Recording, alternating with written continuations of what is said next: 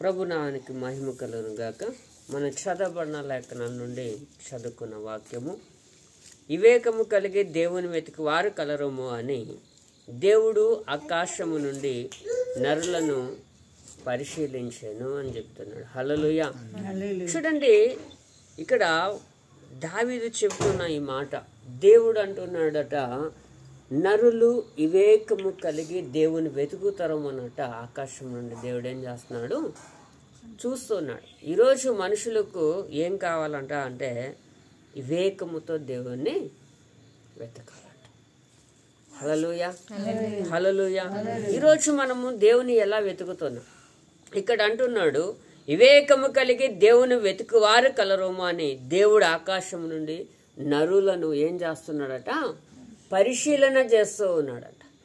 అంటే ఈరోజు నువ్వు నేను ఎలా ఉన్నాం? అందుకే దేవుడు వాక్యం అంటది, వివేకం పాము వలె వివేకమును పావురం వలె నిష్కపటులై ఉండుడి అంటాడు. ఈరోజు నువ్వు నేను ఎలా ఉన్నాం? దేవుడు అంటున్నాడు, వివేకముతో మనుషులట దేవుని ఏం చేయాలట? వెతకాలంట. మరి వెతుకుతున్నామా? వాక్యం అది అంటది విలాప వాక్యంలో, రేయి మొదటి జామున లేచి నీళ్లు కుమ్మరించినట్లు నీ హృదయమును దేవుని సన్నిధిలో కుమ్మరించాలి. ఇప్పుడు అది ఎవరు చేయగలుగుతారంటే దేవుని ప్రతి దినము వివేకముతో ఎతికివారు మాత్రమే. హల్లెలూయా. చూద్దాం, ఇంకొక మాట చూస్తున్నట్లయితే కీర్తనల గ్రంథములోనే 11వ అధ్యాయము 4వ వచనములో అంటాడు కదా, అక్కడ కూడా అదే మాట చెప్తున్నాడు. యెహోవా తన పరిశుద్ధ ఆలయములో ఉన్నాడు, యెహోవా సింహాసనము ఆకాశం అందున్నది. దేవుడు ఎక్కడున్నాడంట? పరిశుద్ధ ఆలయములో ఉన్నది. ఆయన సింహాసనం ఎక్కడుందట? ఆకాశం అందు ఉంది. అదే అపోస్తల కార్యాలు అంటాడు, ఆకాశం సింహాసనము, భూమి నా పాదపీఠం అని ఆయన చెప్తూ ఉన్నాడు. ఇక్కడ అదే చెప్తున్నాడు, యెహోవా సింహాసనం ఆకాశం అందున్నది, ఆయన నరులను కన్నులార చూస్తున్నాడు. నరులను ఎలా చూస్తున్నాడట? కన్నులార చూస్తున్నాడు. తన కనుదృష్టి చేత ఆయన వారిని పరిశీలన చేస్తున్నాడు. ఏం చేస్తున్నాడట? తన కనుదృష్టి చేత నరులను ఏం చేస్తున్నాడు? పరీక్ష చేస్తున్నాడు. నువ్వు ఉదయం మొదలుకొని రాత్రి పడుకున్నంత వరకు నువ్వు ఏం చేస్తున్నావో ఆయన ఏం చేస్తున్నాడట? కనిపెడుతూ ఉన్నాడట. హల్లెలూయా. మరి ఈరోజు నువ్వు నేను ఎలా ఉన్నాం? దేవునికి నిజముగా వివేకము కలిగి దేవుని వెతకగలుగుతున్నామా? దేవుడట అదే కోరుతున్నాడు, వివేకముతో దేవుని వెతుకుతారు అన్నట. ఆయన ఆకాశం నుండి ఏం చేస్తున్నాడు? కనిపెడుతూ ఉన్నాడట. కానీ యెషయా గ్రంథంలో అంటాడు కదా, ఆకాశమా ఆలకించు, భూమి సెవియగ్గు, నేను పిల్లలను పెంచి పెద్దవారిగా చేస్తాను, కానీ వారు నా మీద తిరగబడ్డారు. అంటే దేవుని వెతకకుండా ఏం చేస్తున్నారంటే తిరగబడుతూ ఉన్నారట. ఇక్కడ దేవుడు ఏం చేస్తున్నాడు? కనిపెడుతున్నాడు. ఈరోజు నువ్వు నేను కూడా దేవుని వెతికేవారిగా ఉండాలని ప్రభు లేఖనాలు మనకు చలవిస్తున్నాయి. మనకు ఇక్కడ చూస్తున్నట్లయితే అందులో 33వ కీర్తనలోనే ఒక మాట చెప్తున్నాడు. చూడండి, 33వ కీర్తన 13వ వచనములు కూడా మాట చెప్తున్నాడు. యెహోవా ఆకాశములో నుండి కనిపెట్టుచున్నాడు, ఆయన నరులందరినీ దృష్టించుచున్నాడు. చూడండి, ఇక్కడ కూడా అంటున్నాడు, దేవుడట ఆకాశము నుండి ఏం చేస్తున్నాడట? కనిపెట్టుచున్నాడు. ఆయన నరులందరినీ దృష్టించుచున్నాడు. కనిపెట్టటమే కాదు, దృష్టించుచున్నాడంట. చూడండి, అంటే ఈరోజు నువ్వు నేను మనమందరము కూడా దేవుడు ఏం చేస్తున్నాడు? దృష్టి కలిగి ఉంటున్నాడు. మనం ఏం చేస్తున్నామా, మన నడత ఎలా ఉంది, మన స్థితి ఎలా ఉందో ఆయన సమస్తమును ఏం చేస్తున్నాడు? చూస్తున్నాడని ఇక్కడ పరిశుద్ధ లేఖనాలు మనకు చలవిస్తూ ఉన్నాయి.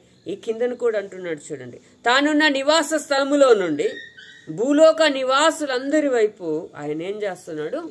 చూస్తున్నాడు. భూమిలో ఉన్న ప్రతి వ్యక్తి వైపు కూడా దేవుడు ఏం చేస్తున్నాడట? చూస్తూ ఉన్నాడని ఇక్కడ కీర్తనకారుడు స్పష్టంగా మనకు తెలివిస్తున్నాయి. కనుక ఈరోజు నువ్వు నేను కూడా దేవుని ఎలా వెతకాలట? వివేకముతో వెతకటం నేర్చుకోవాలి. ఎలా వెతకాలి? వివేకముతో. హల్లెలూయా. చూద్దాం, ఇంకో మాట చూస్తున్నట్లయితే ఇర్మీయా గ్రంథములు కూడా ఒక మాట చెప్తున్నాడు. చూడండి, ఇర్మీయా గ్రంథము 16వ అధ్యాయము 17వ వచనములు అంటాడు కదా, ఏలయనగా వారు పోయిన త్రోవలన్నిటి మీద దృష్టి ఉంచి తిని ఏదియు నా కనులకు మరుగు కాలేదు, వారి దోషమును నాకు మరుగై ఉండదు. ఏమంటున్నాడు చూడండి, వారు పోయిన త్రోవలన్నిటి మీద. అంటే మనం ఏ పని అయితే చేస్తున్నామో ప్రతి పని మీద దేవుడు ఏం చేస్తున్నాడట, దృష్టించుచున్నాడట. నాకు ఏది మరుగుగా అనుకుంటాం మనం కదా. లోక సామెత ఒకటి ఉంటుంది, పిల్లట కళ్ళు మూసుకొని పాలు తాగేసి నన్ను ఎవరు చూడలేదు అనుకుంటుందట.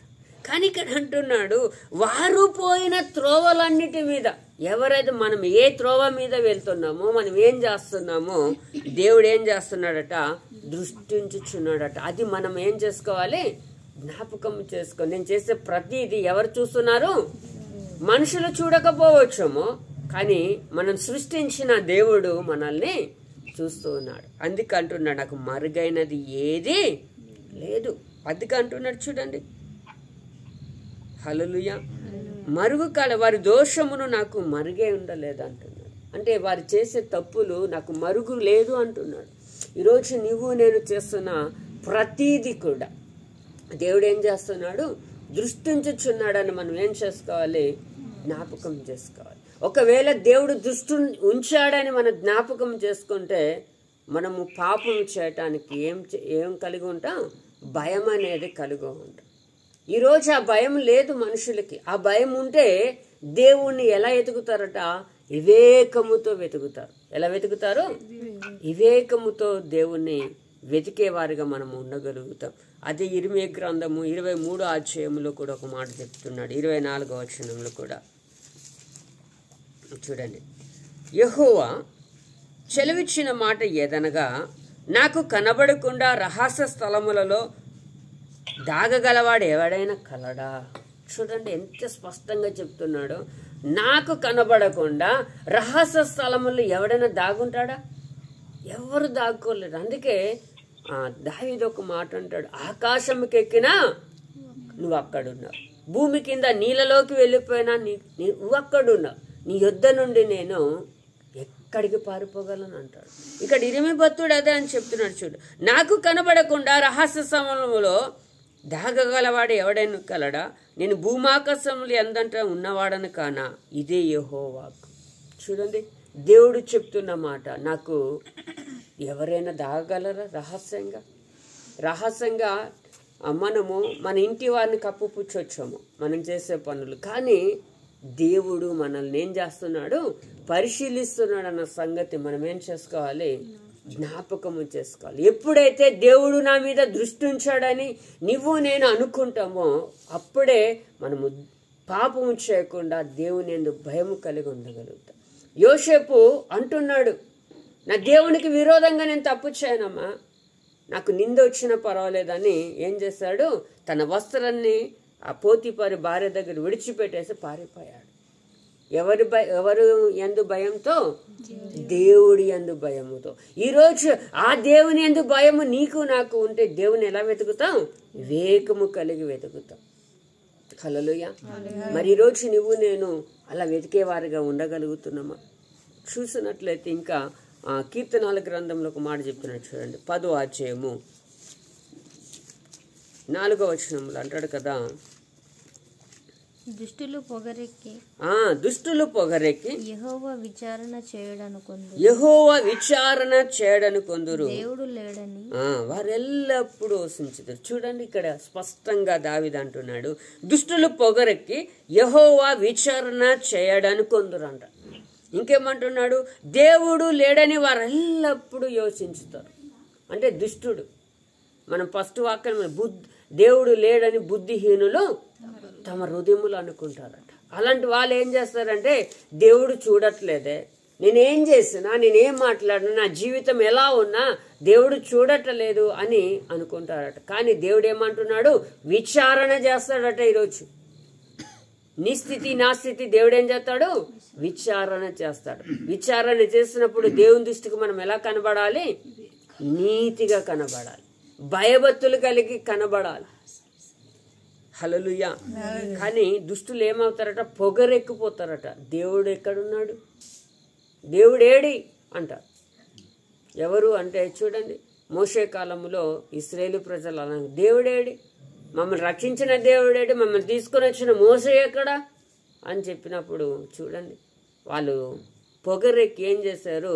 బంగారాలు అన్నీ తెచ్చుకొని ఒక దూడ బొమ్మను చేసుకొని ఇదే మమ్మల్ని రక్షించిన దేవుడు అనుకొని వాళ్ళు ఏం చేశారు? పూజ చేయటం మొదలు పెట్టారు. ఎందుకు అంటే వాళ్ళకి ఏముంది? పొగరెక్కి స్థితి, గర్వం, అహము ఉండటం వలన దేవుడేడి అనే ప్రశ్న వేసే స్థితిలోనికి వచ్చారు. ఈరోజు నువ్వు నేను అలాంటి కోరుకోవట్లేదు. నీ నుండి నా నుండి దేవుడు ఏం కోరుతున్నాడంటే వివేకముతో నన్ను వెతుకుతారమ్మా అని దేవుడు ఏం చేస్తున్నాడు? అందుకే యెషయా గ్రంథంలో అంటాడు, లోబడనొల్లని ప్రజల వైపు దినమెల్లా నా చేతులు చాపుచున్నాను అని చెప్తున్నాడు. మరి ఈరోజు నువ్వు నేను వివేకము కలిగి దేవుని వెతకాలి. ఎవరు వెతకగలరంటే లోబడే వాళ్ళు మాత్రమే దేవుని వివేకముతో వెతకగలుగుతారు. హల్లెలూయా. చూద్దాం అదే కీర్తన 27వ కీర్తనలో ఒక మాట అంటాడు చూడండి, 8వ వచనంలో కూడా అంటున్నాడు, నా సన్నిధి వెతుకుడని నువ్వు చెలవేయగా యెహోవా నీ సన్నిధి నేను వెతికేదాన్ని నా హృదయము నీతో అని. చూడండి దావీదు అంటున్నాడు, నన్ను వెతకండి, నా సన్నిధి వెతకండి అడిగినప్పుడు నా హృదయం నిన్ను వెతుకుతానయ్యా అని అంటుందంట. మరి ఈరోజు దేవుని వెతుకుతున్నామా? మనం దేవుని వెతకాలి. దేవుని సన్నిధిని మనం వెతికేవారుగా ఉండాలని ప్రభు లేఖనాలు చదివిస్తున్నాయి. హల్లెలూయా. మరి ఈరోజు నువ్వు నేను నిజంగా దేవుని వెతికేవారిగా ఉండగలుగుతున్నామా? మనం ఏం చేసుకోవాలి? పరీక్ష చేసుకోవాలి. 1 దినవృత్తాంతాల గ్రంథములో సొలొమోను కోసం ఒక మాట చెప్పబడుతుంది చూడండి. 1 దినవృత్తాంతాల గ్రంథము 28వ అధ్యాయము 9వ వచనములో అంటాడు కదా, సొలొమోనా కుమారుడా, నీ తండ్రి యొక్క దేవుడైన యెహోవా అందరి హృదయాలను పరిశోధించువాడును, ఆలోచనలన్నింటినీ సంకల్పములన్నింటినీ ఎరిగిన వాడునై ఉన్నాడు. నీవు ఆయనను తెలుసుకొని హృదయపూర్వకముగా మనఃపూర్వకముగాను ఆయనను సేవించుము. ఆయనను వెతికిన ఎడల ప్రత్యక్షమగును, నువ్వు ఆయనను విసర్జించిన ఎడల ఆయన నిన్ను నిత్యము త్రోసివేస్తుంది. ఇక్కడ స్పష్టంగా చెప్తున్నాడు, మనఃపూర్వకంగా దేవుని ఏం చేయాలట? వెతకాలంట. ఇక్కడ అంటున్నాడు, ఆయనను నువ్వు విసర్జిస్తే ఆయన నిన్ను ఏం చేస్తాడట? నిత్యము తోసివేసేస్తాడు. ఆయనను వెతికితే ఆయన నీకేమవుతాడు? ప్రత్యక్షం అవుతాడని ఇక్కడ సొలొమోను భక్తుడితో చెప్పబడుతున్నమాట. ఈరోజు అదే మాట నీతో నాతో కూడా దేవుడు చెప్తున్నాడు. మనం ఎలా వెతకాలి? హృదయపూర్వకంగా దేవుని వెతికితే దేవుడు మనకేమవుతాడు? ప్రత్యక్షం అవుతాడు. హల్లెలూయా. మరి ఈరోజు నువ్వు నేను దేవుని ఎలా వెతుకుతున్నా? మనం దేవుణ్ణి హృదయపూర్వకంగా వెతికేవారిగా ఉండాలి. ఇంకొక మాట చెప్తున్నాడు 2 దినవృత్తాంతాల గ్రంథంలో కూడా ఒక మాట చెప్తున్నాడు చూడండి. 2 దినవృత్తాంతాలు 15వ అధ్యాయము 2వ వచనములు కూడా చెప్పబడుతున్న మాట చూడండి. ఆశ యూదావారలారా, బెన్యామీను వారలారా, మీరందరూ నా మాట వినండి. చూడండి ఇక్కడ చెప్తున్నాడు, ఆశ చెప్తున్నాడు, నా మాట వినండి. చెప్పు, చదవండి.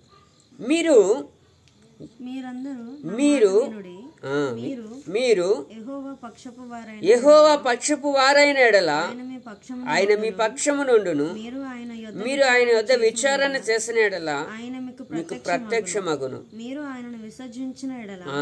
ఆయన మిమ్మును విసర్జించును. హల్లెలూయా. చూడండి ఆశ చెప్తున్నాడు, ఆయనను మీరు విచారణ చేస్తే ఆయనను మీకేమవుతాడు? ప్రత్యక్షం అవుతాడు. ఆయన పక్షాన మీరుంటే ఆయన మీ పక్షాన ఉంటాడు. ఆయనను విసర్జిస్తే ఆయన మిమ్మల్ని ఏం చేస్తాడు? విసర్జిస్తాడు అంటున్నాడు. ఈరోజు నువ్వు నేను ఎలా ఉన్నా? నిజంగా దేవుని పక్షాన మనం ఉన్నామా? నిజంగా దేవుని వెతికేవారుగా ఉన్నామా? దేవుని కనుగొనేవారుగా ఉన్నామా? దేవుడు ఏమంటున్నాడు? ఆకాశము నుండి దేవుడట నరులను పరిశీలన చేస్తూ ఉన్నాడట. హల్లెలూయా. ఈరోజు నువ్వు నేను కూడా దేవుణ్ణి సంపూర్ణంగా వెతికేవారుగా ఉండాలి.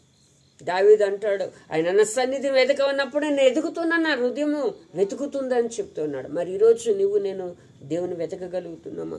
చూద్దాం, ఒక 2-3 మాటలు చెప్పి ముందుకు వెళ్దాం. ఆది కాండములో ఒక మాట చెప్తున్నాడు చూడండి. 6వ అధ్యాయము 5వ వచనములో అంటాడు కదా, అక్కడ ఎలా ఉన్నారు జనులు చూడండి.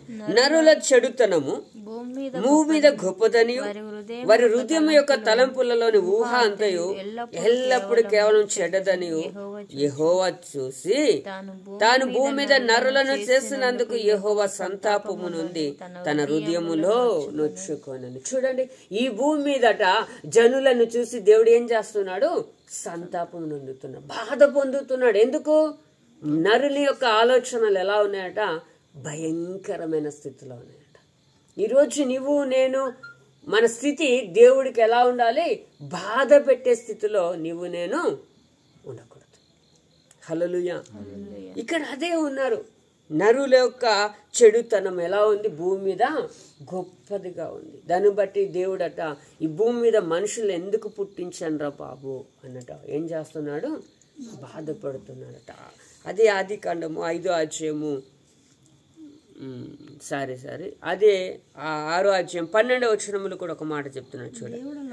దేవుడు లోకమును చూసినప్పుడు అది చెడిపోయి ఉండెను, భూమి మీద సమస్త శరీరాలు తమ మార్గమును సెరిపివేసుకొని ఉండేది. చూడండి, దేవుడట భూమి మీద చూసినప్పుడు ఎలా ఉందట? పూర్తిగా చెడిపోయి ఉందట. హల్లెలూయా. దేవుడు ఈరోజు నిన్ను నన్ను చూసినప్పుడు మన స్థితి ఎలా ఉండాలి? చెడిపోయిన స్థితిగా ఉండకూడదు. అందుకంటున్నాడు, దేవుడు భూలోకమును చూసినప్పుడు అది చెడిపోయి ఉండెను, భూమి మీద సమస్త శరీరం తమ మార్గమును సెరిపివేసుకొని ఉన్నారు. అందరు ఎలా ఉన్నారట? తన మార్గాలను పాడు చేసుకున్నారట. తన స్థితి మొత్తం కోల్పోయిన స్థితిలోనికి వచ్చారని వాక్యము చెబుతుంది. హల్లెలూయా. ఈరోజు దేవుని దృష్టికి నువ్వు నేను ఆయన కనిపెట్టి చూసినప్పుడు ఎలా ఉండాలి? దేవుని సంపూర్ణంగా ఎతికేవారిగా ఉండాలి. కానీ మన మార్గాలు మన స్థితిగతులు పాడైపోయిన స్థితిలోనికి రాకూడదు. హల్లెలూయా. చివరికి ఒక్క మాట చూసినట్లయితే యెషయా గ్రంథము 55వ అధ్యాయము 6వ వచనములు అంటాడు, యెహోవా దొరుకు కాలమందు ఆయనను వేడుకొనుడి, ఆయన సమీపంగా ఉండవని. చదవండి.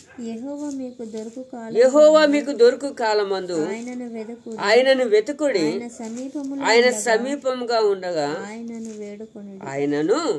వేడుకొనుడి అంటున్నాడు. హల్లెలూయా. చూడండి, ఇక్కడ చెప్తుండే అక్కడ ఆది కాండలో ఏమన్నాడు? భూమి మీద మనుషుల యొక్క చెడుతనం ఎలా ఉంది? గొప్పదిగా ఉంది, దేవునికి బాధ పెట్టేదిగా ఉంది. అందుకే భూమి మీద ఎందుకు మనుషులను నేను సృష్టించానా అనేట ఏం చేశాడు? సంతాప పొందుతున్నాడట.